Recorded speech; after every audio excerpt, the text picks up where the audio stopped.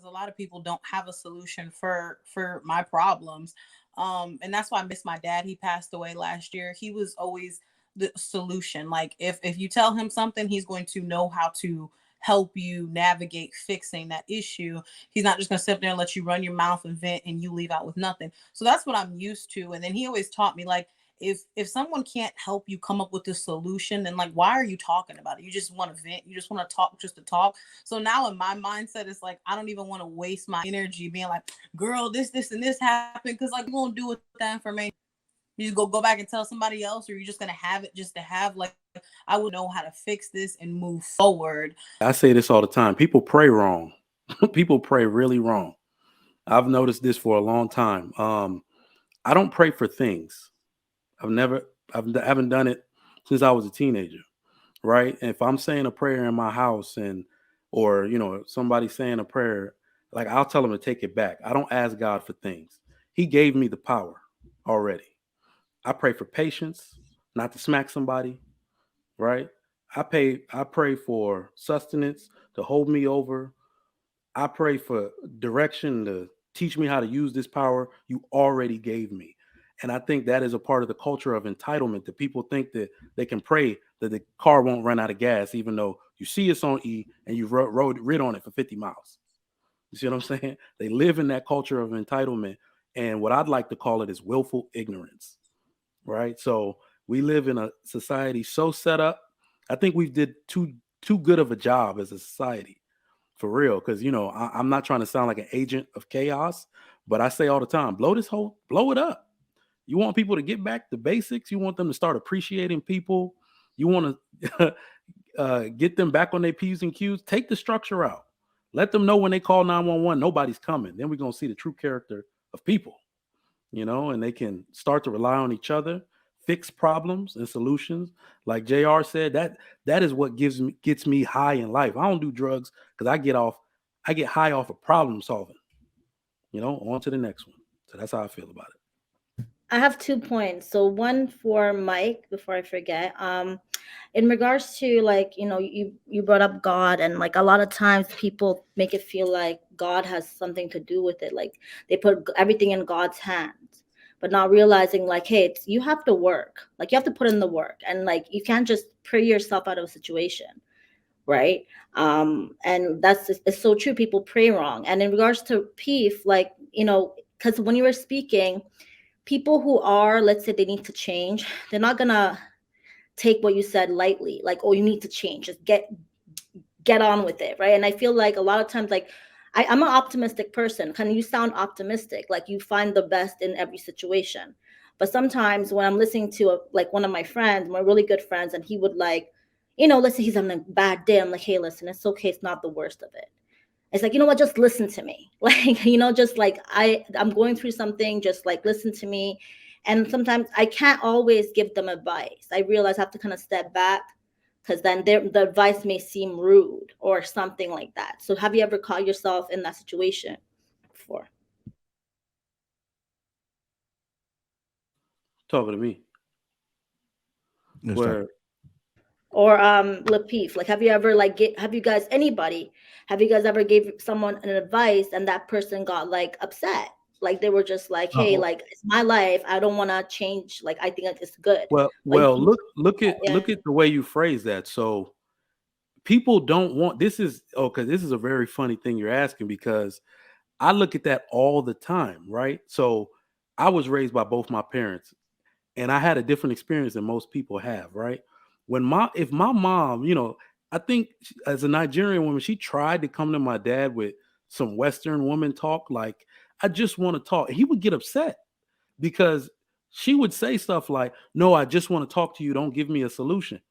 And as a true Nigerian fashion, you're like, what the hell are you talking to me for if you don't want a solution? Don't bring me a problem if you don't want a solution, right? So I was raised watching that reaction, right? So of course people, if you give them a solution, it's not really what they want. Like we just talked about it. It's willful ignorance. They want you to feed that ignorance. They want you to say it's okay to be ignorant. It's okay to feel burdened by something, even though you're supposed to be doing something about it. That I've never really subscribed to that in my entire life. Even my wife knows not to talk to me about, I'm not the person you talk to about certain things. I will spit out a solution. It's my God-given purpose. I'm not your girlfriend. Go talk to her. Right? It doesn't make me an a-hole or nothing. My purpose on this earth is, if you give me a problem, I'm going to find a solution. Don't talk to me unless you want one. And I feel like so many people think that venting and stuff and doing all that means somebody is supposed to just eat it up and let you transfer all that to them without giving them a solution. I've seen so many people get mad at that, to the point where I'll stop them and be like, if you don't want me to help you fix it, I'm the wrong person to talk to. Yeah. Um, to kind of answer that question, yeah, I've been in situations where people they get upset. I've heard, I didn't ask you for your help, because when I hear a problem, whether you are coming to me or not, I naturally want to try to solve for it, or either suggest it, something. But I always like to let them know, like, it's your decision. I just want to give you a different perspective. Because I'm just a problem solver. I just like to try to solve as much as I can, and I can't stand it. It No, but have you guys ever went to someone and you just want to vent, like one of your friends? Just tell them about your day, and then they would do the same thing that you would do. Like, did you feel some type of way? We're like, hey, I just want to vent right now. Like, I don't I really, don't vent to my friends ever. yeah. or your So, wife. Do you No, speak to anyone about anything? no, That's a man No, thing. I okay. was Yeah. no. Like, I've heard I people was tell just about like, me. I don't even. Go ahead. I'm sorry. No, you can go. No, I was just saying, I've heard people tell me, part of understanding communication is, well, women in some cases, that some women don't want advice. Sometimes they just want to come and you to vent. So I think in that moment, you have to decide whether you're going to give them advice or not. Is it one of them moments where they need advice because sometimes they just want to vent? But go ahead, Curse. So for me, I like solution, which is why I talk to friends about my problems, because a lot of people don't have a solution for my problems. And that's why I miss my dad. He passed away last year. He was always the solution. Like, if you tell him something, he's going to know how to help you navigate fixing that issue. He's not just going to sit there and let you run your mouth and vent and you leave out with nothing. So that's what I'm used to. And then he always taught me, like, if someone can't help you come up with a solution, then, like, why are you talking about it? You just want to vent, you just want to talk just to talk. So now in my mindset, it's like, I don't even want to waste my energy being like, girl, this and this happened, because, like, you're gonna do with that information? You just go back and tell somebody else, or you're just gonna have it just to have, like, I would know how to fix this and move forward. So venting doesn't really do anything to me, for me, I mean.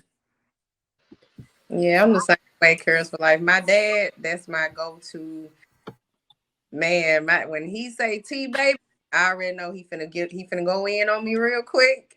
And Right. and he loved the honesty. He loves when I come to him and I be truthful. I don't try to change around the things, because he can read me like a book. He'll know if I done change something around, with, especially when it comes to relationships and You things. can't try to make yourself some better.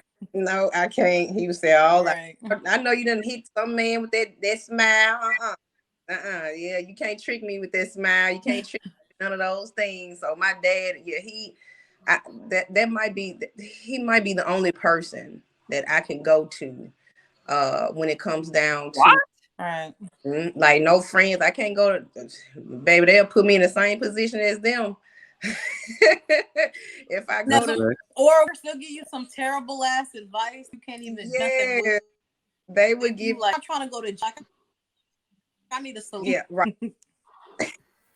I think I've had a couple friends that have come to me because I'm a natural, like, supporter and motivator. So if I'm hearing a friend, share something with me, the first thing I'm thinking about is, how can I contribute to self-discovery of them working through this problem. I may not first, like, go out with my thoughts, but then I'm going to start asking questions that could lead to their own problem solving and lead to their own self-discovery.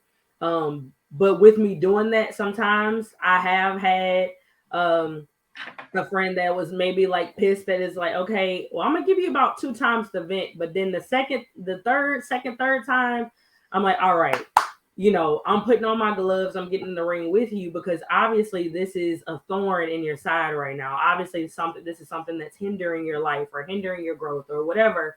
So I can't help but to be a supporter, to be a stage for you to stand on. Like, let's go, let's tackle this together.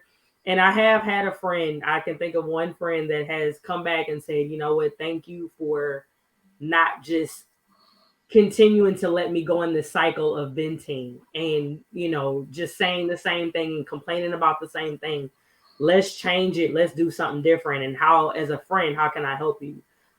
So yeah, it kind of, once it was solved, it's just like, okay, maybe I wouldn't have solved that if it wasn't for Casey, so I love being a part of somebody's life and helping them work through their problems. And I thank God, like Mike, I have my family, my husband, we work through problems together.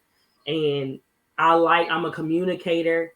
If I can't figure it out and discover what, things I need to do something different or change the problem, I'm definitely talking to my husband or my parents about it. So Casey, sorry, in regards to what you said, sorry, I know, sorry, Anaz, just wanted to kind of, when you were saying that you gave them advice, now would you get upset or would that change your relationship if she never took the advice, or like you keep giving them advice and never It take it? it was, yeah, it went on. It was a cycle. It was a cycle at first, and then she circled back and was like, I'm glad, I fought you on you trying to help and you trying to, telling me to do this and that.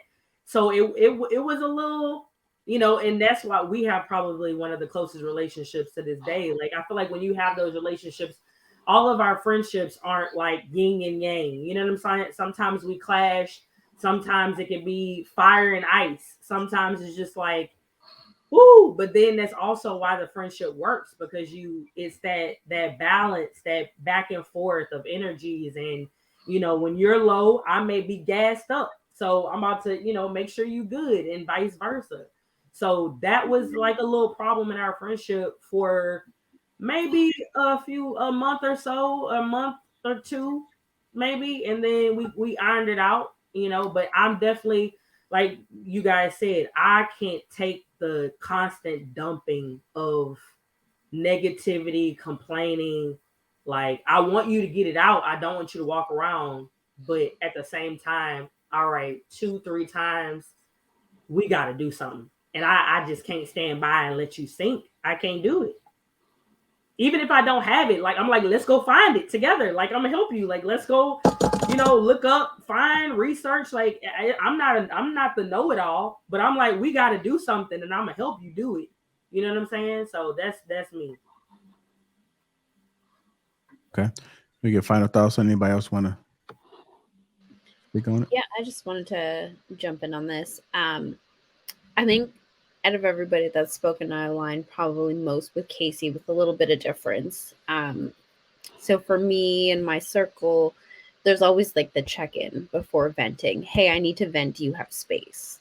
Right? Because for me, that's a huge boundary. Like, if I don't have space to take on your venting, it's not gonna go well for either of us. Right? So there's always that mandatory check-in. I need to do this. Are you the person that I can trust with this? Right? And we trust the honest answer at the end of that. Hey, I don't have space right now. I don't have time right now. I don't have the capacity, whatever it is. So it never gets to that point where it's too much. The second thing for me is that it's like my own fundamental understanding that advice is advice. It's not a command. It's not direction. That at the end of the day, it's your choice to take it. But again, similar to Casey, that if we're going to go down the advice route, I'm going to ask you questions and you're going to come up with your own solution, because I'm not doing you any sort of service if I'm fixing your problems. I create a new problem for myself if I'm always giving you solutions. But if I give you the tools or the questions or the critical thinking capabilities to do that on your own, that's really me empowering you and not enabling you. Yeah, only thing I'm gonna say about it is, no, with most of these jobs, especially these 9 to 5s, you are replaceable. Go take that vacation, go use them days, go fix that resume, do something. If it's not getting you to where you need to be, look, trust me, no matter how early you get to work, you can be there every day. You can be the A1 employee. You still are replaceable. Take them vacation days, take them days off, fix your resume, do what you need to do, because I had to do the same thing. So, hey, ain't nothing wrong with change, especially if it's something that can really benefit you, your life, your kids. So that's all I got to say about that.